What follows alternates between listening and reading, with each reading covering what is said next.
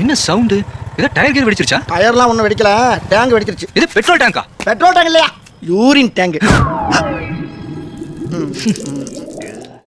സിനിമയിൽ വരാറുള്ള ഇത്തരം സീനുകൾ കണ്ട് ഒരുപാട് ചിരിച്ചവരാവും നമ്മളൊക്കെ. എന്നാൽ ഈ സാഹചര്യം ഒരിക്കലെങ്കിൽ നമ്മൾ അനുഭവിച്ചിട്ടുമുണ്ടാകും. ആ സമയത്തെ ഒരു വീർപ്പുമുട്ടൽ, എന്നാൽ ടെൻഷനാവാൻ വരട്ടെ. ഈ സാഹചര്യം നേരിടാൻ നമ്മുടെ നാട്ടിലെ നിയമവ്യവസ്ഥ തന്നെ ചില കാര്യങ്ങൾ കരുതി വച്ചിട്ടുണ്ട്. പൊതുസ്ഥലത്ത് വെച്ച് മൂത്രമൊഴിക്കാൻ തോന്നിയാൽ നിങ്ങൾക്ക് ഈ കാര്യങ്ങൾ ചെയ്യാം. ഒന്നാമതായി, അടുത്തുള്ള പൊതു ശൗചാലയം കണ്ടെത്തുക. റെയിൽവേ സ്റ്റേഷനുകൾ, ബസ് സ്റ്റാൻഡുകൾ, മാളുകൾ, പെട്രോൾ പമ്പുകൾ, മറ്റു പൊതുസ്ഥലങ്ങൾ എന്നിവിടങ്ങളിൽ പൊതു ശൗചാലയങ്ങൾ ഉണ്ടാവാറുണ്ട്.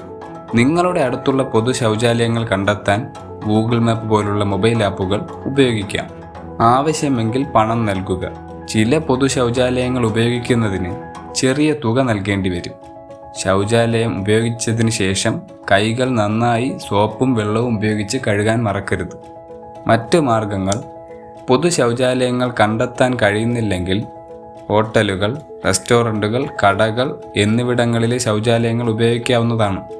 ഇന്ത്യൻ സറൈസ് ആക്ട് 1867 സെക്ഷൻ 7 ക്ലോസ് 2 പ്രകാരം എല്ലാ ഹോട്ടലുകളും, അതിപ്പോൾ 5 സ്റ്റാർ ആണെങ്കിൽ പോലും, സൗജന്യമായി വെള്ളവും ടോയ്ലറ്റ് സൗകര്യവും തരാൻ ബാധ്യസ്ഥരാണ്.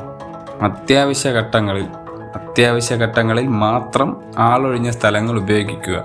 പൊതുസ്ഥലങ്ങളിൽ മൂത്രമൊഴിക്കുന്നത് നിയമവിരുദ്ധമാണ്.